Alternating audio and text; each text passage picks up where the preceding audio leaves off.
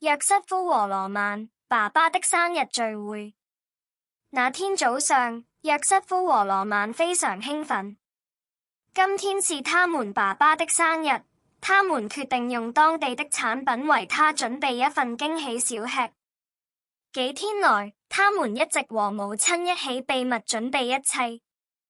我們希望這是一種特別的小吃，約瑟夫解釋道，並拿出一本記下了自己想法的筆記本。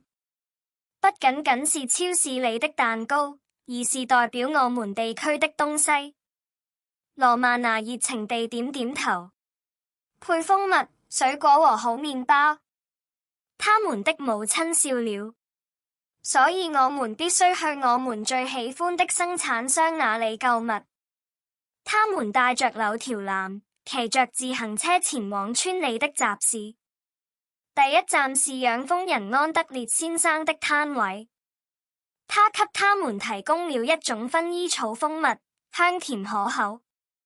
你爸爸一定會喜歡的，他說道，並遞給他們一個貼有精美標籤的罐子。然後他們去見了正在賣時令水果的李亞夫人，她給了他們美麗的無花果和多汁的桃子。這些水果直接來自我的果園，她向他們解釋道。沒有什麼比這更適合生日聚會了。然後他們去了麵包師那裡，麵包師給了他們一塊硬皮穀物麵包，上面加一點蜂蜜。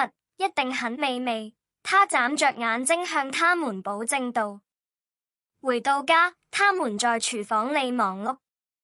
約瑟夫切水果，而羅曼娜則將乾露和蜂蜜混合，製成美味的奶油。他們把所有東西擺放在一塊大木板上，並添加了一些核桃和杏仁作為點睛之筆。當他們擺好餐桌時，祖母帶着一份驚喜回來了，一瓶她親手榨的蘋果汁。我認為這會和你的零食很搭，她笑着說。當桌子擺在花園的大無花果樹下時，約瑟夫和羅曼決定添加一些小裝飾。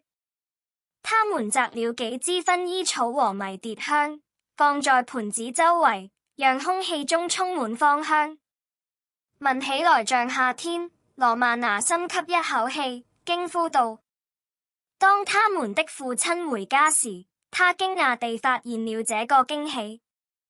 這一切都是為了我。他發現露台上擺放着精美的桌子，便驚呼道。羅曼娜拍了拍手：是的，這是100%本地出產的充滿愛心的生日零食。他們坐在一起，一邊享受午後的陽光，一邊享用小吃。蜂蜜使麵包芳香四溢，水果香甜多汁，奶露奶油增添了一絲甜味。他們的父親很感動，熱情地向他們表示感謝。他擁抱他們說道：這是我舉辦過的最好的生日派對。吃完點心後，他們決定去花園裡散步，再享受一會兒好天氣。約瑟夫撿起了一些掉落在樹腳下的榛子，而羅曼娜則觀看了一隻蜜蜂為薰衣草授粉。你認為它來自安德烈先生的蜂巢嗎？他問道。他們的父親笑了。很有可能。蜜蜂很珍貴，他們給我們帶來蜂蜜並幫助花朵生長。你今天已經尊重了他們的工作。約瑟夫自豪地點點頭。明年我們還可以再來一次，也許我們甚至可以用花園裡的堅果做一個蛋糕。他們的母親點了點頭。這真是個好主意。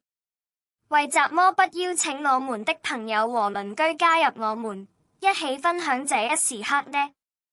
約瑟夫和羅曼娜互相看了一眼，都很高興。這一天取得了真正的成功，他們已經期待着明年再次舉辦這一活動。